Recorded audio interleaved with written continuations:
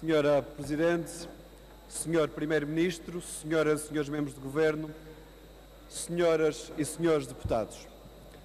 O Orçamento de Estado para 2015, na proposta de lei trazida a debate nestes últimos 2 dias, cheira a austeridade, parece austeridade, tem o sabor amargo da austeridade e, se calhar, é porque é mesmo um Orçamento de Estado de austeridade.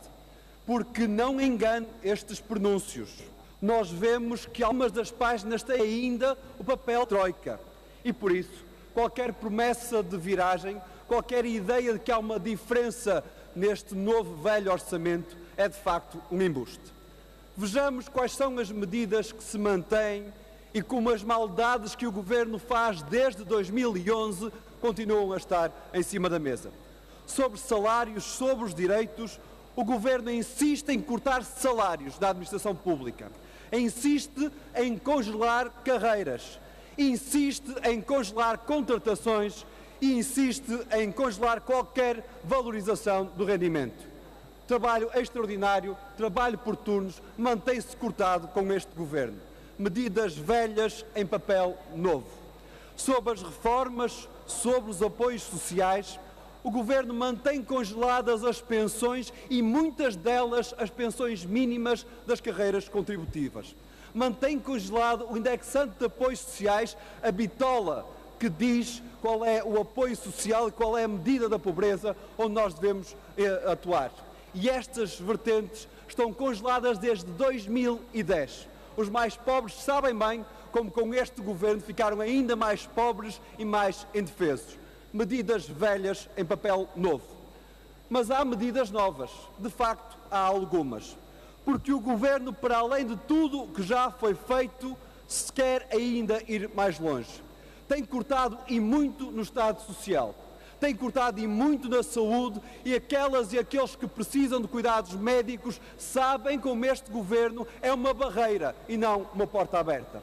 Aqueles e aquelas que precisam de educação sabem como este Governo e as suas políticas são barreiras e não portas abertas.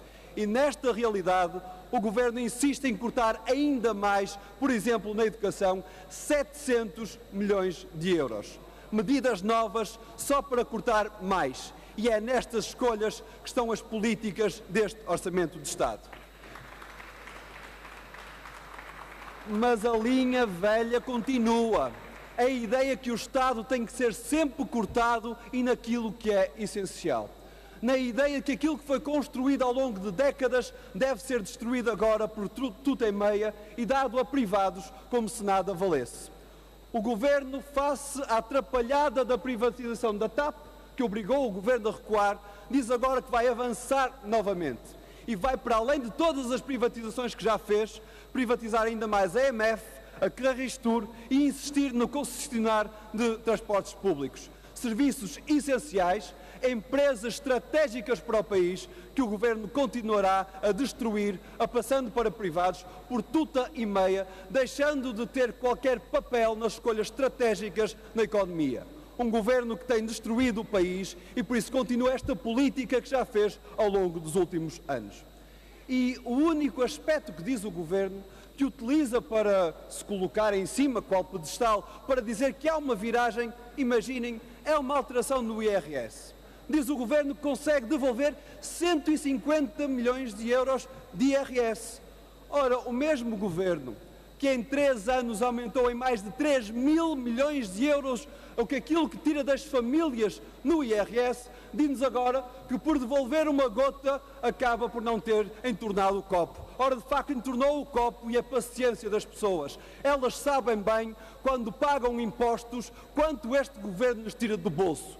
E não é sério o Governo dizer que vai devolver IRS quando na outra mão vai novamente ao bolso das pessoas, retirando a ideia de progressividade com as taxas que, afinal de tão verdes, vão apodrecer no bolso das pessoas. Porque a contribuição rodoviária, a taxa de carbono, vai atacar as empresas, vão atacar as famílias também no que toca ao aumento dos combustíveis, no que toca, por exemplo, a coisas essenciais, como sacos de plástico. Ora, o Governo quer taxar todos por igual, independentemente de terem tostões ou terem milhões. Esta é uma política que, de facto, não tem nada a ver com as necessidades do país. Mas, por último, há uma enorme injustiça neste Orçamento de Estado. Este foi o Governo que mais aumentou os custos da habitação. E vemos como tem sido tão injusto. Há pessoas que têm as casas penhoradas por dívidas fiscais e algumas delas por dívidas do IMI. E este Governo, que não para perante nada, é o mesmo que diz que vai novamente, pelo terceiro ano consecutivo, aumentar o custo da habitação, aumentar o IMI sobre as famílias. De facto, é um Governo que tem de ser parado porque as suas políticas não são de viragem, são de aprofundamento da crise e aprofundamento dos custos de vida, o que é essencial às famílias. Falar em viragem, falar em saída da crise é um embuste. É mais um anúncio da viragem sempre anunciada e nunca concretizada. Mas é um insulto a quem sofre nas suas vidas os resultados brutais desta política. O Governo, sabemos bem com quem fala, e por isso, quando fala em viragem, quando fala em saída da crise, sabemos que não fala com as pessoas. Pode falar com os grupos económicos que têm apresentado lucros milionários.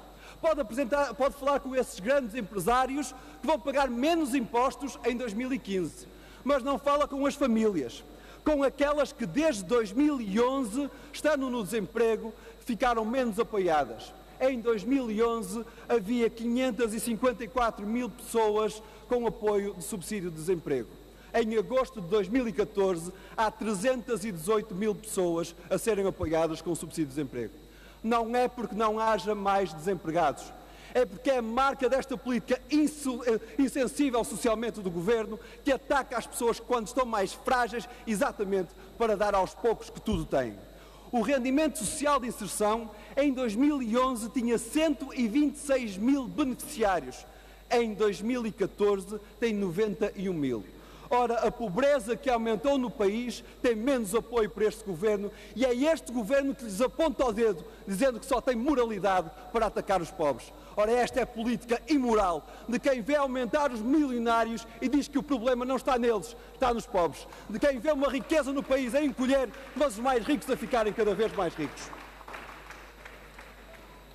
A prioridade de tirar aos pobres, quando os milionários aumentam em 10 mil por ano, é de facto este insulto que é feito a quem mais precisava do Estado Social e a de quem tem mais sofrido nas suas vidas com a crise. 25% das pessoas portuguesas estão em privatização material. 10,9% em privação material severa. Estes são alguns dos dados da pobreza. 25% das crianças estão em risco de pobreza. Estes dados brutais de uma política que tem destruído o país merecem deste Governo uma resposta. Vamos cortar mais 100 milhões de euros nestas pessoas. 100 milhões de euros em quem mais precisa, para na mesma medida diminuir o que as grandes empresas vão pagar de IRC.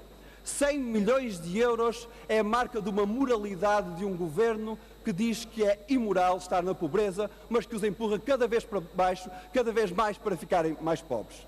Mas há alguns tabus neste debate. O tabu do Banco Espírito Santo é curioso.